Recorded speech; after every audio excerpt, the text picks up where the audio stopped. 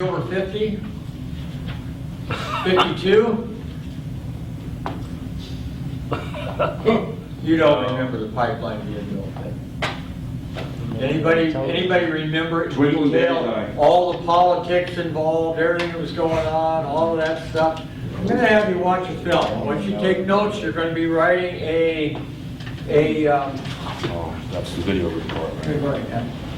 I had to ask about it. Now, that one's got some pretty bad scratches on it. They're doing like I've been hearing a lot in the newspaper about like this natural gas pipeline and the facility. Where's that? One pump done with Kind of falls So, under the gas pipeline, it's gonna be pretty much the same that they went through. Same length, I think. Probably. About the same. I don't know. Way up north. Yeah, that's true. Yeah, I don't know. It is going to be more expensive. Way up and north. Because Alaska, isn't that the longest in Alaska pipeline? Well, I hope this works. Yeah. That's a pretty good There's a long scratch house from sitting somewhere, like that. I know.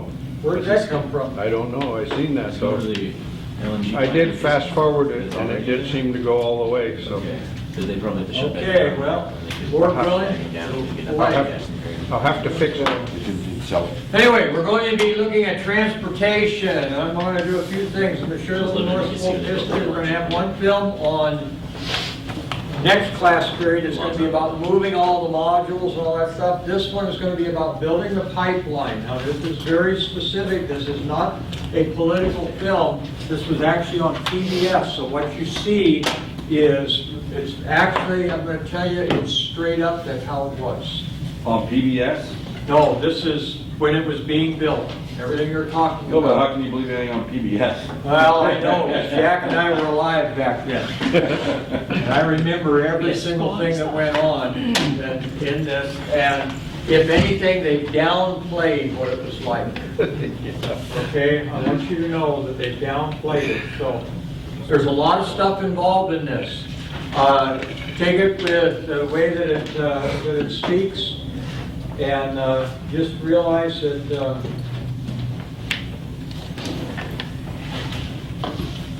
Is any of this going to be on the next slide? no, but you are going to be needing to write a, You right click on it and then report. you're going to need to write there'll be a video report, one-page video report, and it'll be on this and the other one. So, What are those? One page each for those? What are the ones? You'll show it next week, you said. Oh. I'm going to show the other one next week, because I'm not going to keep you here until after hours. So about one page for each video? So- No, for the whole thing, you can write in 2 paragraphs, So just- but I want you to watch and take notes. Just like Where's kind of my our, sound? How come I have no sound? just gonna be kind of our thoughts on it or something? I think you gotta use the button that's on the podium. There's a button somewhere up on the podium. You can hear it slightly. So they can get pipelines done in Alaska. So kind of 448. That's on. They're trying to do that. He said myself. Which is fucking nice too. DVD? That's on. Might be the way it was recorded. I mean, pipelines don't cause that much environmental impact. They're jacked up off the ground. Just put a little bit of What's What's weird weird? is you've got all these environmental. Is the button that's changes of pop-up. That's on the podium, is that all the way They're up? railing it out on trains. Which is way more Which is dangerous. way more They already dangerous. had a big accident Oh, with an yeah. explosion because they Yeah. lost control. It's up to. Because they've been Hmm. past Either several way, years it's coming out. training all that oil down. That's just way more dangerous than pipeline. Way. And less cost effective. And less pollution. Pipelines can create more accidents, jobs, less deaths. better economy, just like. Well, I've never had trouble before. No, it's not. It was just Very amazing. When I was listening to these two Maybe it's people, just the I was starting one that's like that. Let's try it, see. It comes in People loud. just need to be kind of, make some sense. Because it's coming out there. It's private land. They're going to produce it. There's nothing the EPA. American Experience is made possible by the Alfred P. Sloan Foundation to enhance public understanding of the role of technology. The foundation also seeks to portray the lives of the men and women engaged in scientific and technological pursuit. At the Scotts Company, we help make gardens more beautiful, lawns greener, trees taller. If there's a better business to be in, please let us know. I will be back. At Liberty Mutual Insurance, we do You get some everything we can to advertisements? prevent accidents Don't slip on banana. and make America a safer place. Liberty Mutual is proud to support American Experience. Yeah, that's the great thing. American Experience is also made possible by the Corporation for Public Broadcasting and contributions to your PBS station from viewers like you. Thank you.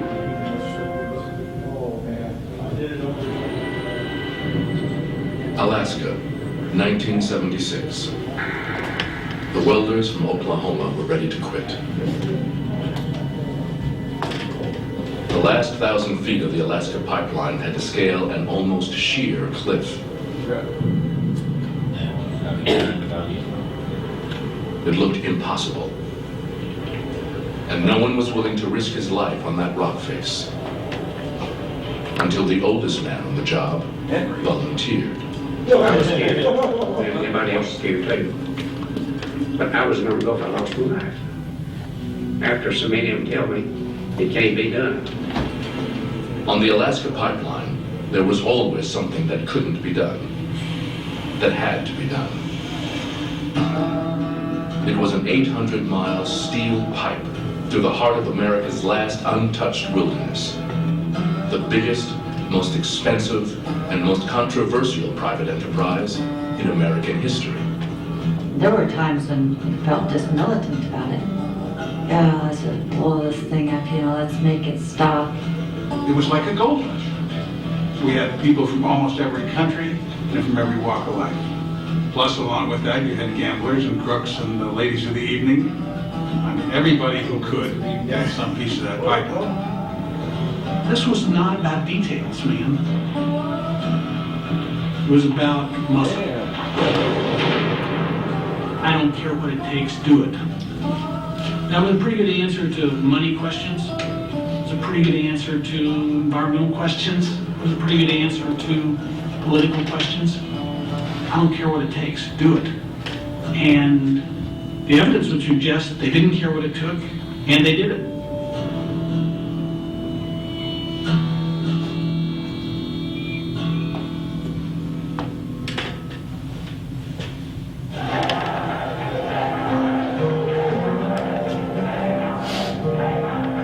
On April 22nd, 1970, 20 million people marched in cities across the U.S. in the first Earth Day demonstration. A movement building for years had reached critical mass. Now, they were ready to fight. The timing could not have been better for the new environmentalists, or worse, for the oil industry, which was on the verge of launching the biggest private construction project in history, in America's most pristine wilderness. 2 years earlier, Atlantic Richfield struck oil at Prudhoe Bay on Alaska's North Slope. It was a massive strike, the largest oil field ever discovered in North America. Other oil companies joined in and started drilling their own wells. The biggest problem anyone could foresee was how to get 10 billion barrels of oil out of Alaska. There wasn't even a road within 400 miles of the wellheads. The Arctic Ocean was frozen solid most of the year. The oil companies considered ice-breaking tankers, nuclear-powered submarine tankers, and 12-engine jumbo jet tankers. Eventually, they agreed that the only practical solution was a pipeline. The shortest route would run 800 miles through the heart of Alaska, from Prudhoe Bay on the northern coast to the port of Valdez in the south, equivalent to building a pipeline from Minneapolis to Oklahoma City, but with an Arctic wilderness in between. It was country so wild, some of it had never been mapped. The pipeline would cross 3 mountain ranges, 800 streams and rivers, and some of the world's most active earthquake zones before reaching the ice-free water in the south. It was an audacious plan, even for the oil industry.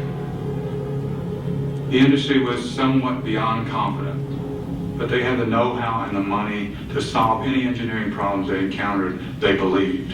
And when you think of that kind of confidence, it does border on arrogance, and it does border on hubris, given what happened next. In February 1969, the oil companies announced their pipeline plans. They ordered $100 million worth of steel pipe from Japan.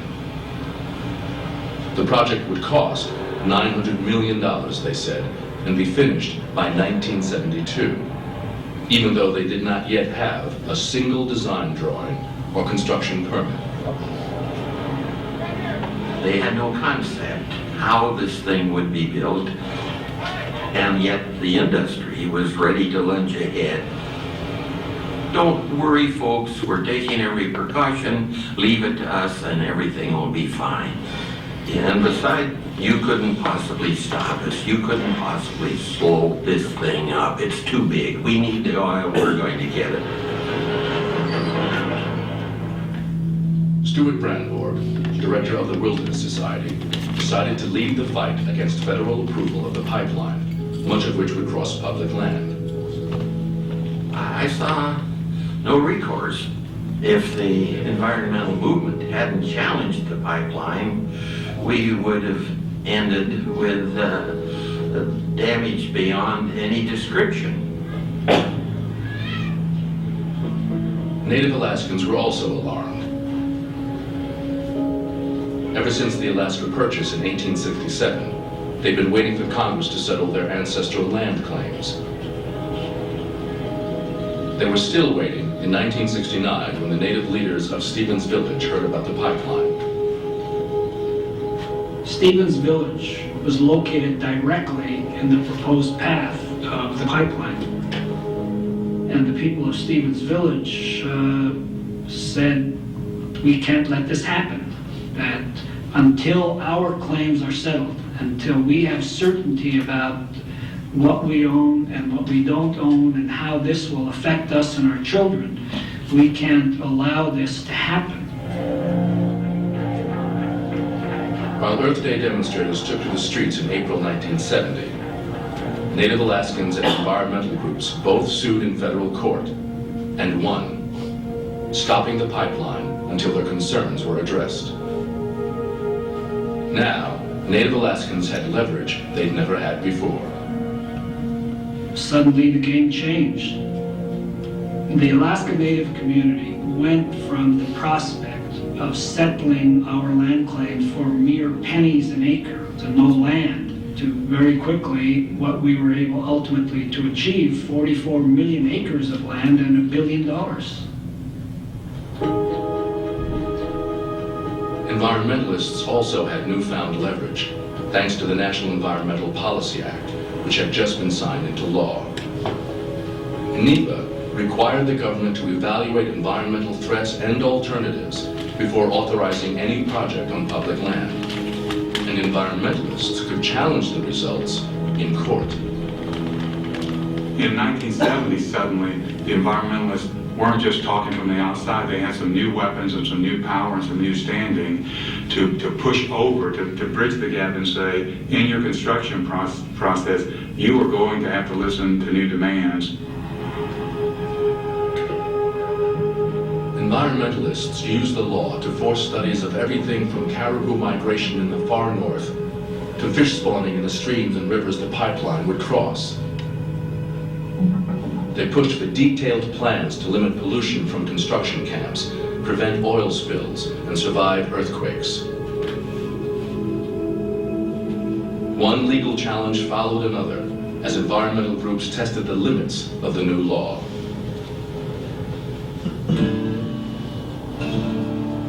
Years passed, but the pipeline stuck in legal limbo. Not everyone in Alaska wanted the pipeline, but many were counting on it for an economic boost and blamed outsiders for meddling in their business. Environmentalists were painted in very dire terms. I can remember the Anchorage Times once describing someone in an editorial as being an admitted environmentalist. Howard Weaver grew up in Alaska and was a reporter for the Anchorage Daily News during the pipeline years. People in Alaska really thought that the psychic benefits of somebody in Iowa or Boston who's never going to come here, who's never lived through an Alaska winter, who doesn't have to make a living here, who's not raising kids here, screw them. You know, I mean, preserve your own space. Of course, we weren't hungry for grandeur. We weren't hungry for vast open spaces. We had them. You know, that's what we had plenty of. What we didn't have plenty of was decent high schools, flush toilets in bush villages, you know. Those are nice things too. Environmentalists weren't the only obstacle. Even without the lawsuits, the Interior Department would still have to approve the project. And as early as 1969, their geologists had serious doubts about the pipeline engineering plan. One of them was Art Lockenbrook. The advocates of the pipeline were pushing very hard for approval, and they hadn't demonstrated whether the pipeline as proposed would work. The oilmen planned to build the Alaska pipeline the same way they built every other pipeline in the world. Dig a ditch and bury it. Lockenbrook warned federal officials that this would not work in the Arctic. Beneath a thin insulating cover of tundra and vegetation, much of Alaska sits on permanently frozen ground called permafrost. In some places, it's mostly gravel, but in others, it's mostly ice. If ice-rich permafrost is allowed to thaw, it turns into loose mud that cannot support any weight. Prudhoe Bay oil would come out of the ground hot. As it flowed through a buried pipe, it would thaw any ice-rich permafrost along the way. The unsupported pipe would eventually buckle, break apart, and start leaking oil. Lockenbrook's warning reached the Secretary of the Interior, who put the oil companies on notice. And I can guarantee that we will not approve any design based on the old faulty concept of build now and repair later. And the next Monday, my office was full of pipeline people. And that led to a very intense discussion that went on for over 3 years. The oilmen had formed a company called Alyeska to design and build the pipeline. That job now entailed drilling 15,000 soil samples along the route to locate all the areas of ice-rich permafrost. As it turned out, more than 400 miles of the line would have to be built above ground. By the summer of 1973, the government was satisfied that the permafrost problem had been solved, but environmentalists still had the pipeline tied up in court. Worried about oil spills from tanker traffic along the coast of southern Alaska, they were now pushing for consideration of an alternate route through Canada to the upper Midwest, a process sure to cause years of further delay. Pipeline advocates were fed up. They began promoting special legislation that would prohibit any more legal challenges.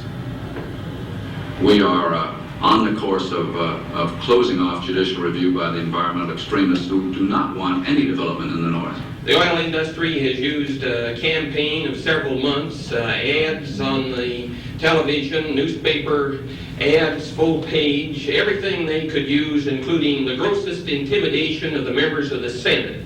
This was a showdown fight. When it came to a vote, the Senate was deadlocked at 49-49. Vice President Spiro Agnew cast the deciding vote in favor.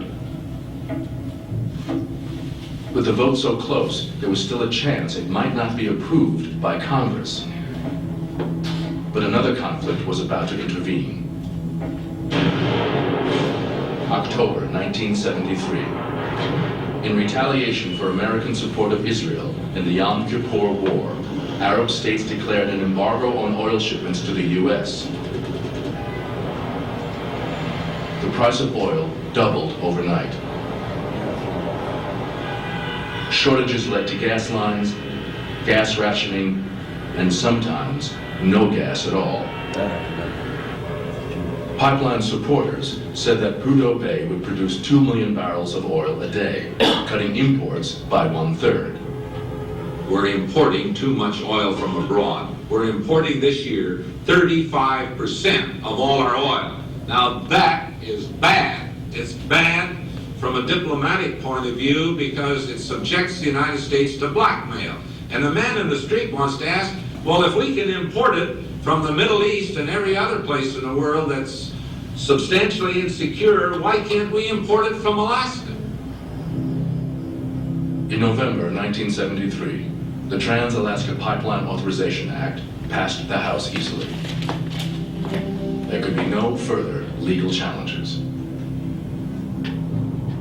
It took an act of Congress to end the battle, but the years of lawsuits produced volumes of environmental safeguards which now have the force of law. For the oil industry, the price of victory would be more scrutiny and regulation than they'd ever faced before.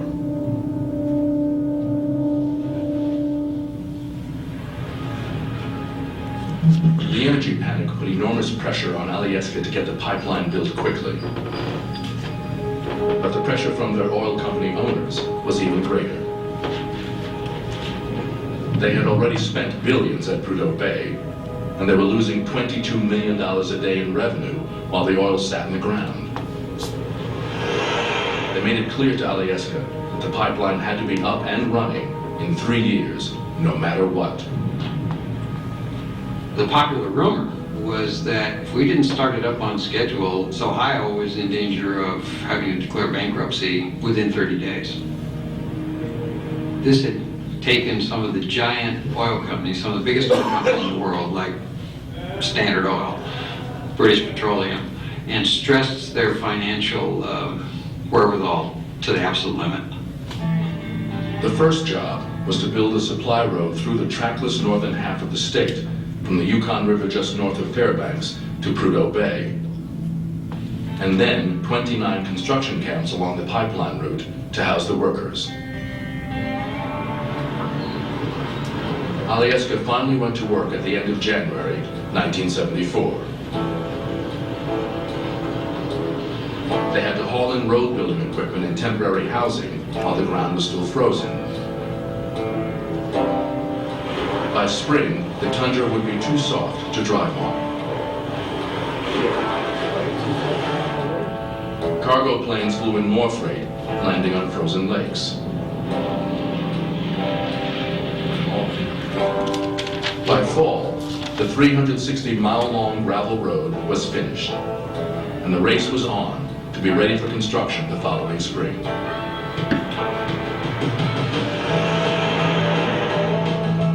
3 million tons of pipe, machinery, spare parts, fuel, and food would be hauled in over the next 2.5 years.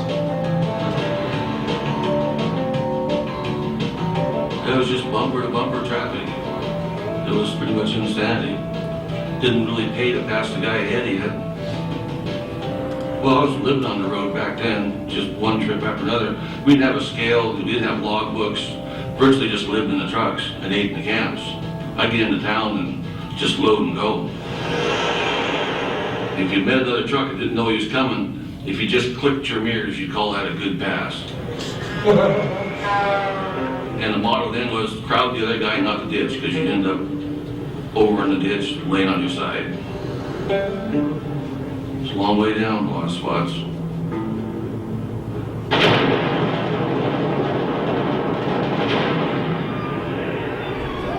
At the end of March 1975, it was time to start laying pipe. No one had ever attempted construction on this scale in such an extreme environment, under such intense scrutiny, or on such a tight schedule. The only hope of finishing on time was to divide the route into 5 segments and build them simultaneously. The man in charge of getting it done for Alyeska was Frank Moulin, a veteran big project engineer who had just finished BART, San Francisco's rapid transit system. He was a tireless worker who knew how to motivate. You kind of got the feeling like, if you didn't do your part, this whole thing was going to fall apart. There's 20,000 guys working on this thing, but that's the way you felt when you talked to Frank, and you felt like you didn't want to let him down. No one worked harder than he did. Friends believe his relentless style contributed to an early death not long after the pipeline was done. He was a totally driven individual, extremely bright, very demanding.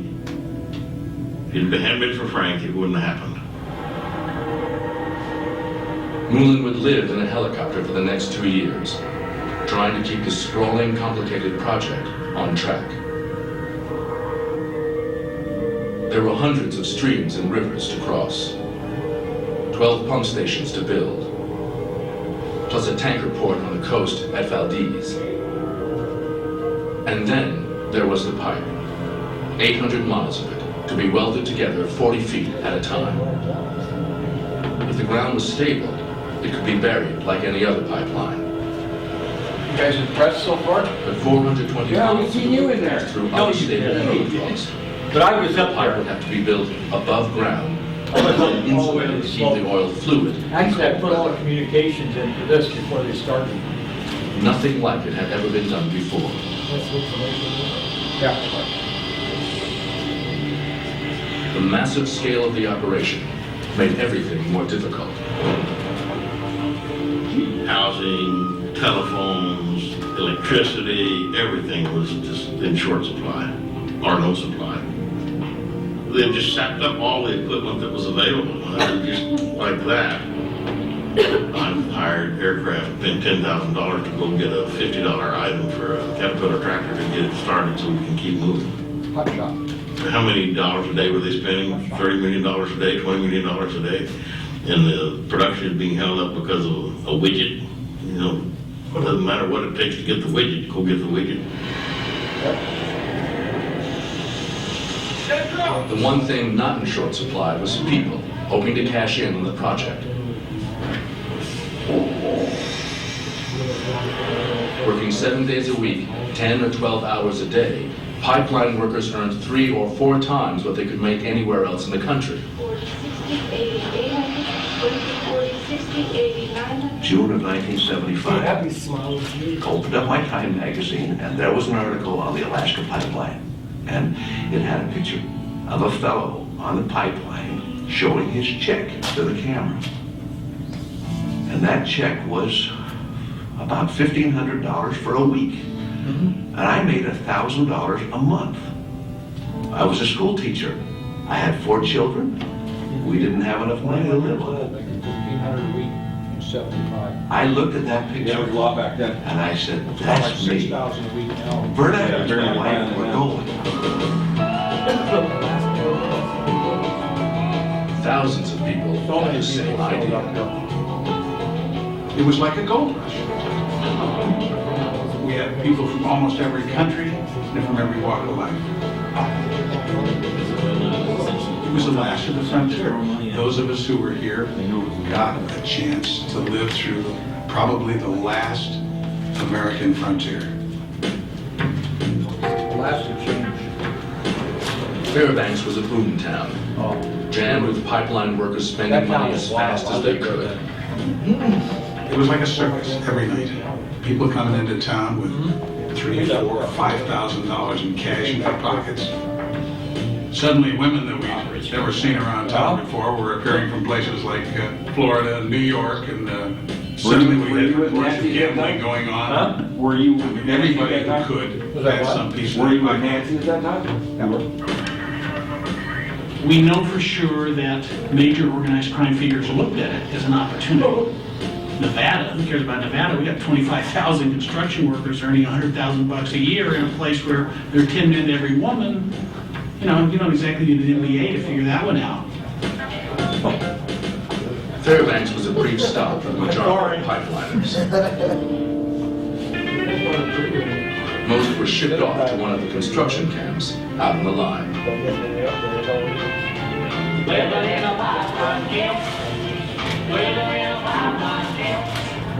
Current weather in Chandelor, winter calm, visibility is 15 miles.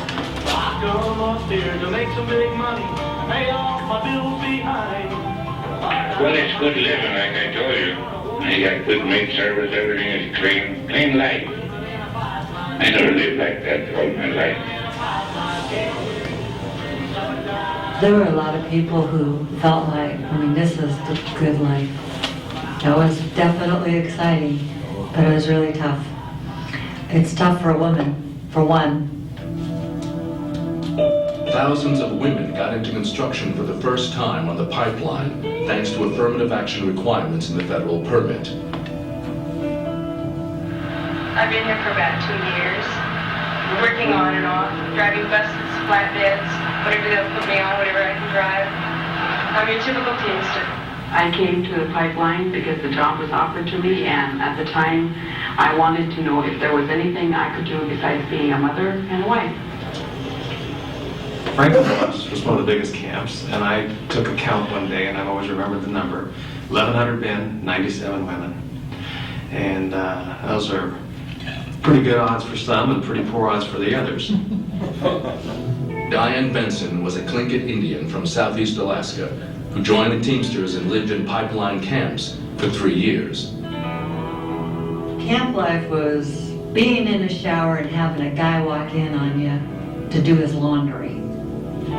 Or walking down the hall and having a guy grab you.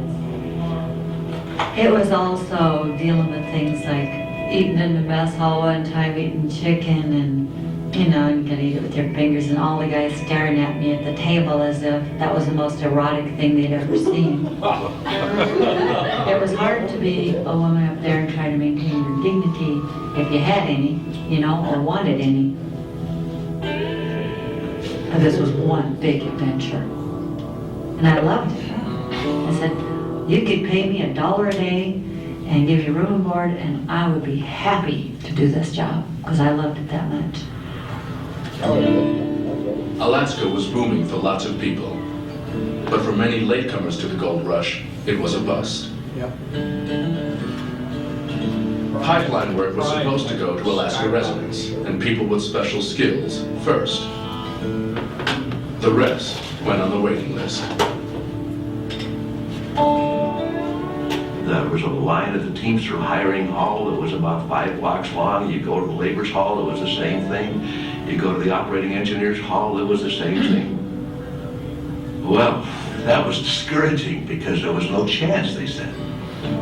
There's at least 2,000 in this area signed up, 2,000 in the Anchorage area on the waiting rolls, and most of these, like I said, I don't think will make it. They haven't got the financial resources to stay here an extended length of period, and they will be, what you might call, starving out and heading back down south.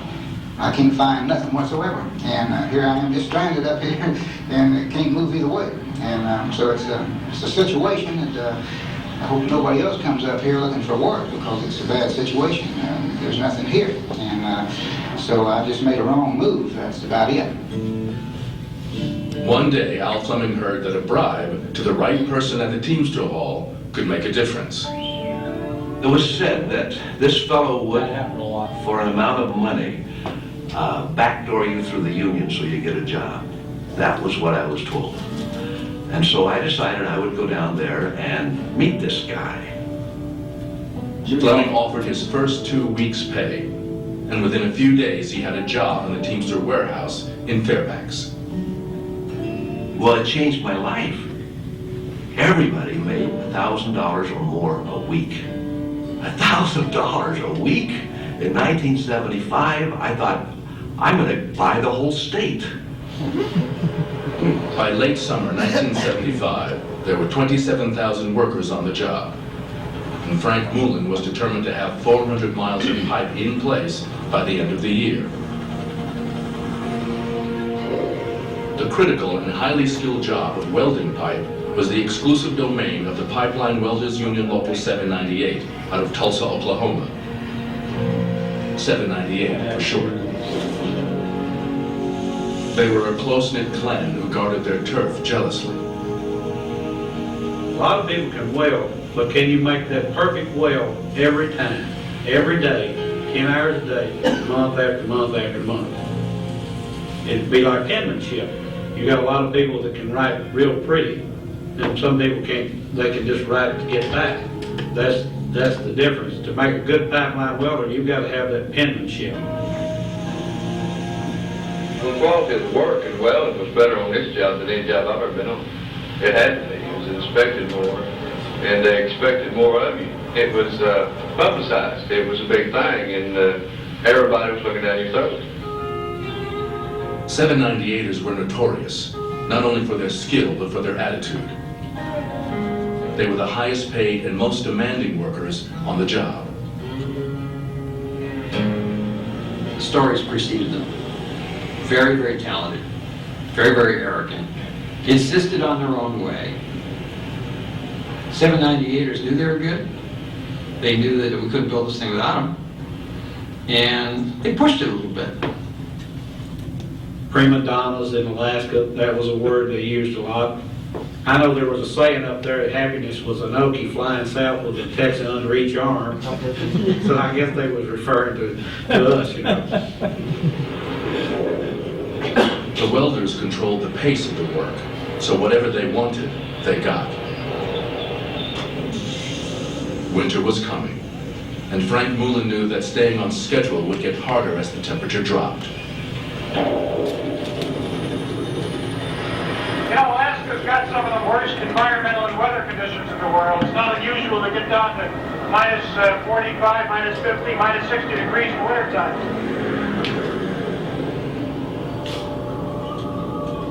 With a little luck, they could work into December before the conditions became impossible. Alyeska provided Arctic gear and some training in how to use it. But nothing could prepare a person for the North Slope, where the sun never rises for 2 months in the winter, and wind chill temperatures can reach 115 below zero.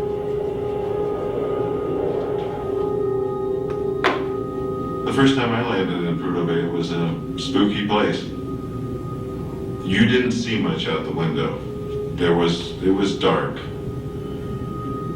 And then you started seeing down below some lights and maybe a flare. This was the end of the earth.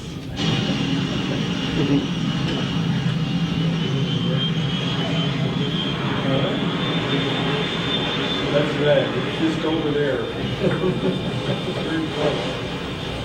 We've got our parkas on, some sort of face mask to keep you from getting frostbite. We're getting ready for battle out there in the elements. They have a saying in Prudhoe Bay that the wind never blows, it sucks. When you're working at night on the North Slope, the wind's usually blowing, the snow's usually blowing. Communication is marginal, smoke from the diesel engines, the cold, the chaos. It was surreal. And we continued that for 10, 12 hours. It really was.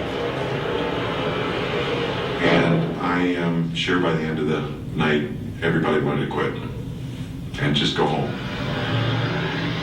On the southern half of the line, workers could drive to nearby towns after work. But north of the Yukon River, there was nowhere to go. You do get a closed-in feeling here because, like I said, this is it. These 3 or 4 acres right here, and this is all I see every day.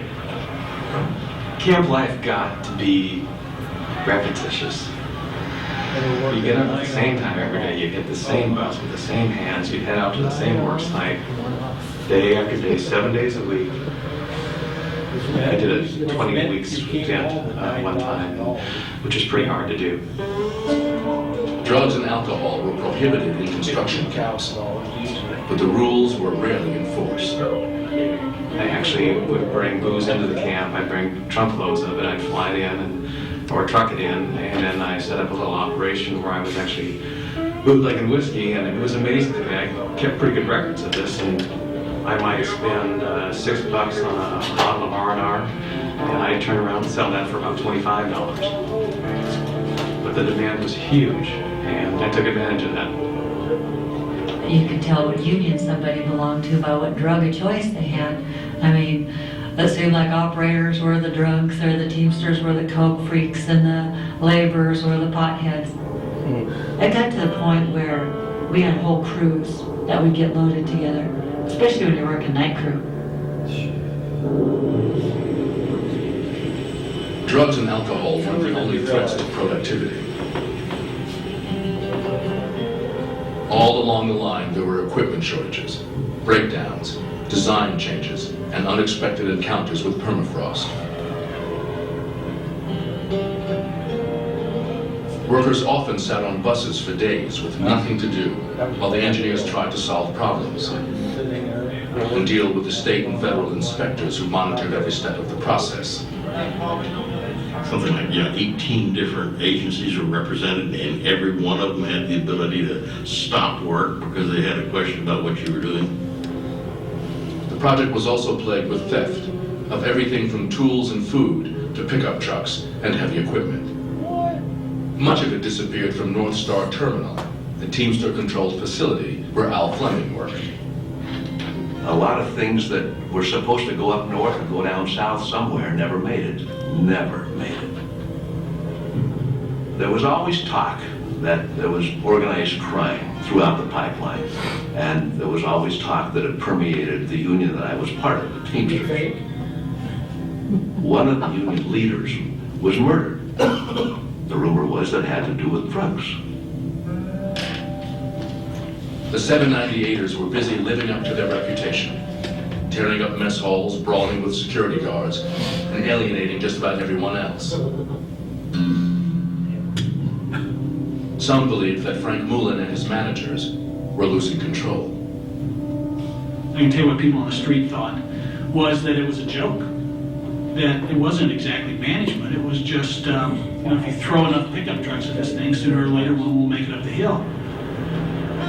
Certainly there were excesses, certainly there were things that went wrong, certainly there was chaos.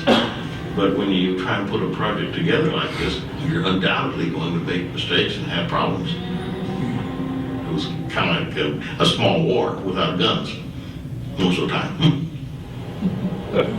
Somehow, though, the pipeline was getting built. Alieska had negotiated no strike clauses with the unions.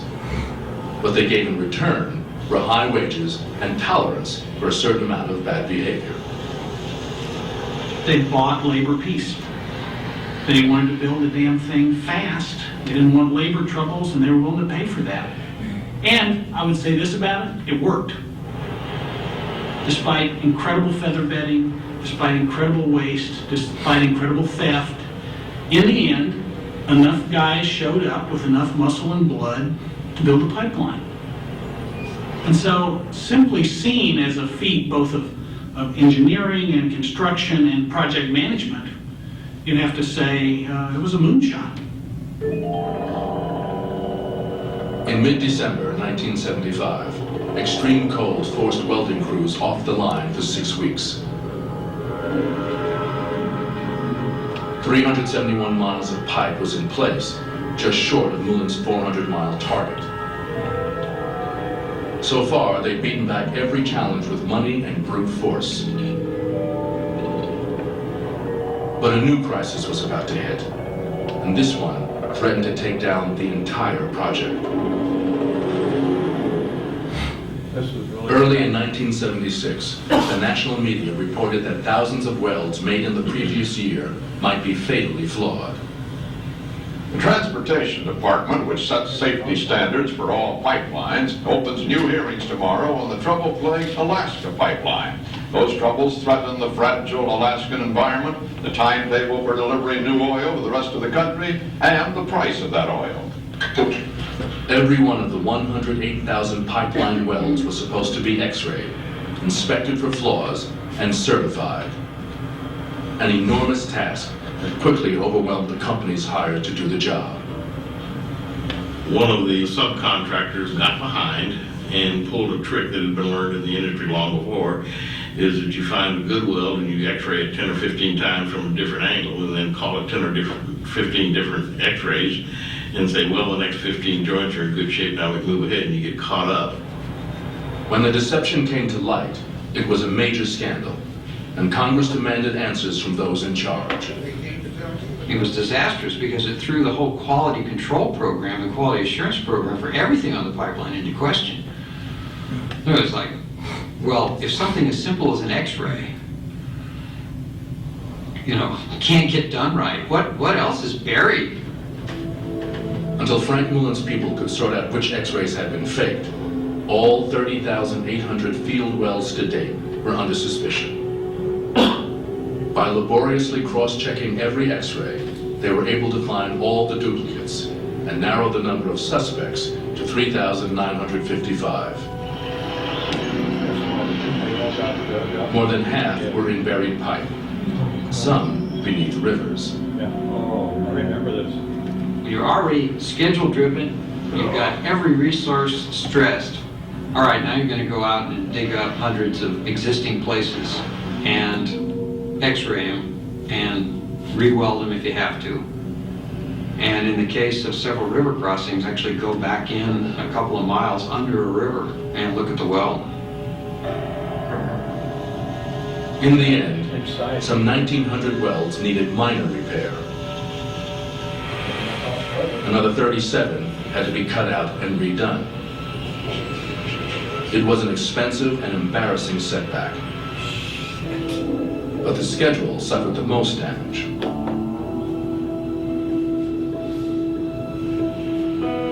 To get the oil flowing in 1977, they had to finish welding pipe before winter set in at the end of 1976. And that was looking more and more doubtful. The owners told Frank that he could spend up to an additional $10 million a day as long as what he spent it on would save a day. Two of the most difficult sections remained. The rugged mountain passes of the Brooks Range in the north and the Chugach Mountains in the south. In the Chugach, the problem was the roller coaster terrain and the difficulty of getting machinery and pipe where it had to go. One spot in particular presented problems that no one in the pipeline business had ever confronted before. The near vertical 2,800-foot south face of Thompson Pass. I was called in for a brainstorming session on how do we do this. That's when Frank Mullen said, we don't know how we're going to build Thompson Pass. You got to be kidding here, It's that steep and there's no way to get stuff up and get stuff down and you can't even operate a cat on it, and all of this sort of thing, and we haven't figured out how we're going to do it.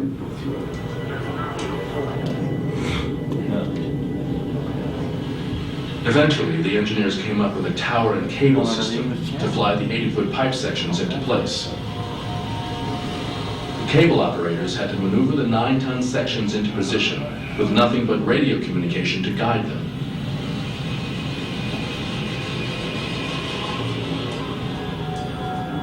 It worked well until the time came to position and weld the final sections on the steepest part of the slope, at which point the welders balked. One man had already been injured by a falling rock, and most of the others decided it was too dangerous to continue. With time running out, the managers turned to Junior Leslie, one of the oldest and most experienced welders on the job. At Thompson Pass, he saw a chance to repair the reputation of the 798 welders in Alaska. The superintendent come out and said, "Junior, what are we going to do?" And I said, "Well, nobody wants to go, I'll volunteer." And then a little welder named Richard Beatty came around and wanted to go. Then that kind of broke it. When I did that, I didn't do it to be glorified or anything. I did it because it needed to be done. I did it for the union. For the next few weeks, Junior Leslie and Richard Beatty worked in a place where only rock climbers had ventured before. Every day you have the danger of rock hitting you, pipe getting loose and coming down on you. It's the most dangerous job I've ever seen. Snow, wind, rain, anything you can imagine. I felt like I was trying to wash the windows on the Empire State Building. They were taking their lives in their hands to work on it up there. That's what pipeliners do. It's probably one of the characteristics of 798 welders. The good side. On October 20th, the welders were done with Thompson Pass. Nothing to compare this thing. No mountain like Thompson Pass. This is a granddaddy.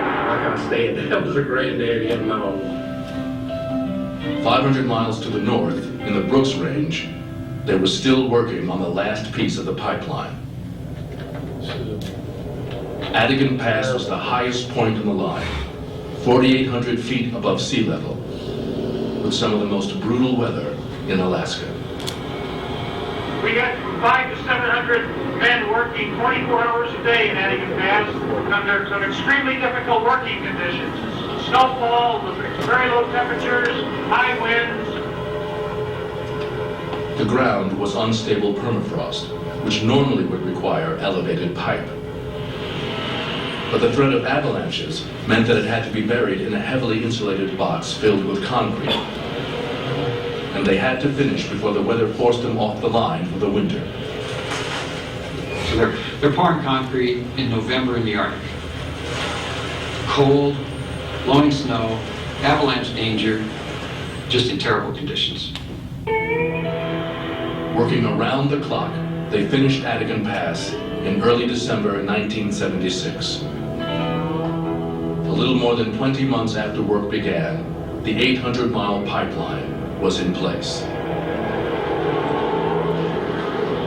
That's when you were getting the sense that, uh-oh, maybe I should have saved some of that money. No, I didn't really. I just really looked good. You know, if I had a chance to do it again, I'd be set up. You know how it goes. Oh, in the end, I banked $97,000 in cash in round numbers. First, all I wanted to do was just make money and then get out of here. That was the intent. But after about a year, I didn't want to go back because this became home, and it still is. I'm fiercely loyal to this place now. Funny how that works.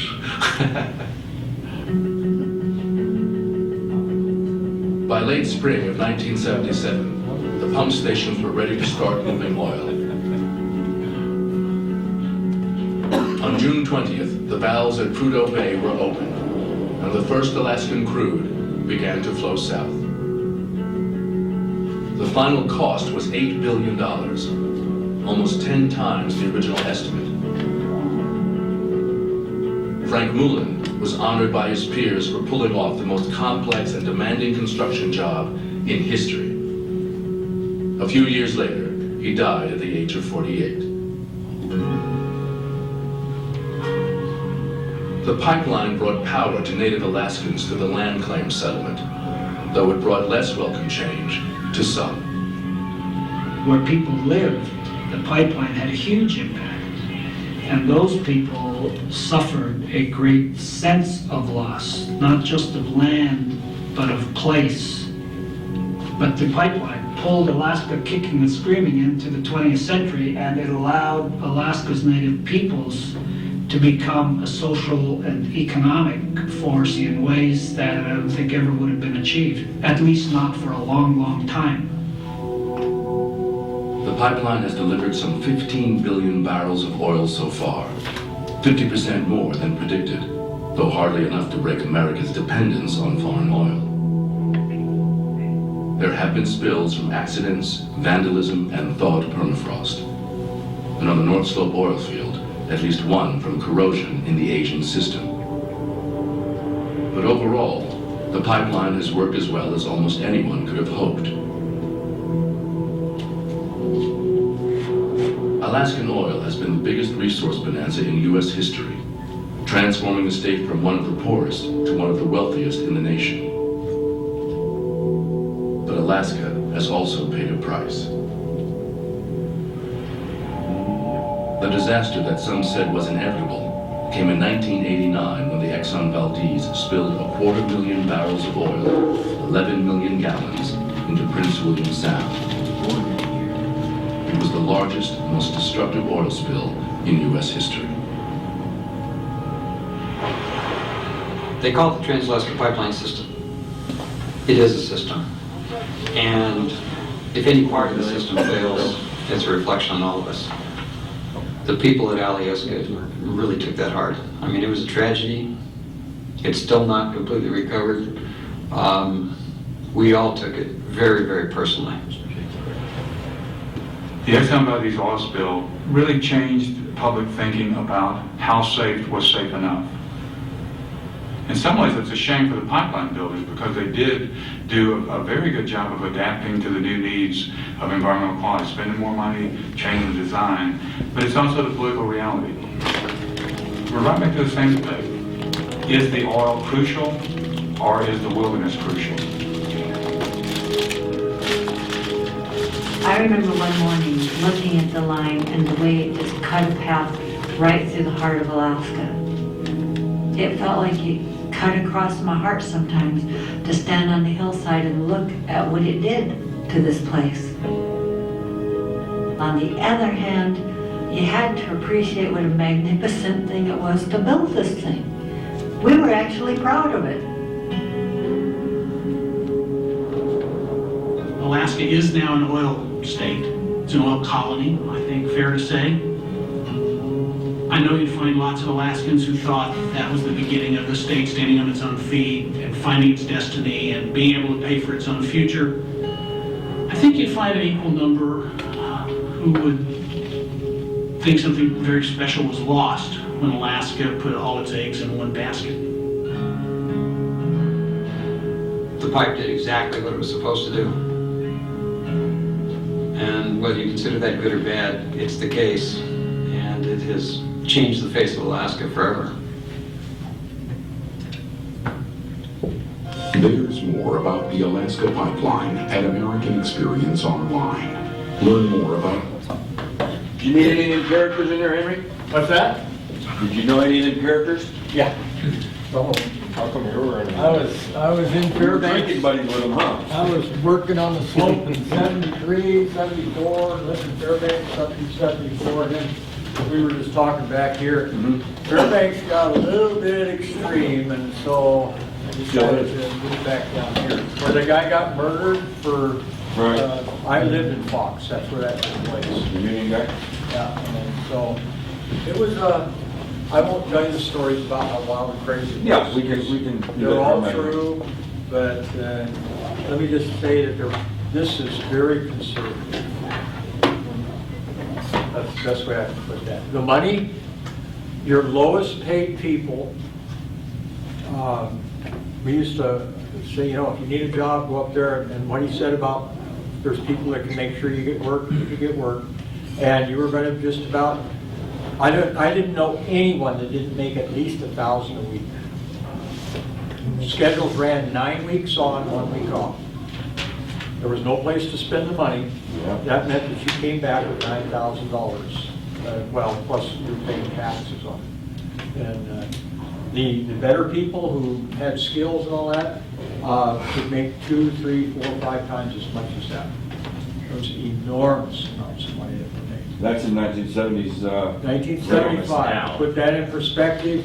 Run that about 5 to 6 times higher, and that'd be what you'd be making as the lowest paid person, right around $5,000 to $6,000 a week. So the highest paid are making like 20,000. But it was the Wild West. I don't know how to explain it any better than that. And when the jobs started running out, crime escalated in Anchorage beyond anything you can imagine. Idle hands where the devil works. Well, I've seen a lot of like in the movie, what is that, about the serial killer, the underground clubs. Yep. Run by. When you have so many different nationalities, you got Russian mafia, Asian mafia. Everything showed up here. You guys saw some of the stuff. Well, that was happening all over. And the bars back then in Fairbanks, they were open 24 hours a day, and drinking was legal on the street. And that didn't stop until after the pipeline. And in Anchorage, they were open from 7 in the morning till 5 in the morning at that time. Crazy. And so it was just, and it was downtown Wild West. Anchorage was called the longest bar in the world. Oh, yeah. Wow. Yeah, and I just can't even express, you know. The North Slope, what that guy said about flying in, seemed like the end of the world. When I went up in '73, there was a little shack about the size of this, about twice the size of this room, and that was the airport. And there was a gravel strip, and there was a trailer camp across the road, and there was some other trailer camps, and that was it. There was only drilling going on. It was exploration and drilling. There was no production. There was one module that had been moved in. For housing? Yep, and otherwise it was all trailer camps. Trailers, plywood in between. No insulation. Let me tell you what, snow would blow in and it wouldn't melt. And if you put water on your dresser at night because you didn't want to get up and go wandering around for water, it would freeze through the night. Pretty dangerous. Yeah, at least you weren't outside. Did anyone freeze to death in their sleep? Because your heart rate lowers in your sleep. Yeah, but it can get 20 below in your house as well as out. That's right, so what we'd all do is go down and hang out in the kitchen. You know, where the coffee pot was, and right. Fresh donuts that they made every day, and all the food, you know. Wow. I worked in wind chills approaching 100 below. There were no phases. You worked every day. There were no days you didn't work. There was no work stoppage whatsoever. Are there any plans? I worked down in the pipeline area, putting in all kinds of stuff, and I can remember one morning getting up, needed some work done on some radios and stuff. And the only place I could work was outside because they were having trouble with equipment and getting it going and everything. So it was 62 below zero. And that's a still air temperature. And so they said, well, you need to work out there because there's no room in here for you to work, and you know, you'll be fine. So, you go to use a drill using mitts. I had chopper mitts back in those days, and so then you go to use a drill and you pull the switch, and pretty soon it'd go. And finally get warmed up and it'd start to operate. So you just would work. And it took whatever you did. A 5-minute job took 20 minutes. A 20-minute job took a couple, 2 or 3 hours. And you just went ahead and worked anyway. Do they have any plans, or did they think of any plans when they put it up that they would ever need to tear it down? If the spigot runs dry, are they going to? The whole North Slope was built for, in fact, Dominique and I were just talking about that. He's working up there now. The whole North Slope was built on a maximum 30-year life, starting about 73. 83, 93, they thought it might make it to the millennium, and then oil would be gone. Infrastructure was built to last just that long. Well, my question was, do they have plans of removing it if it does stop? Probably buried somewhere. Just bury it. But I don't think that you're going to see it go away. It's there. I don't think it's going to go away. No. Too much money to remove it. I mean, yeah, but you got EPA people and everybody else. They just get keep, shit out of here. keep drilling and keep pumping oil. They manage their rates, probably keep producing for a large part of the century. Yep. There'll be lots more oil and gas and everything else. They're always finding new stuff. Yep.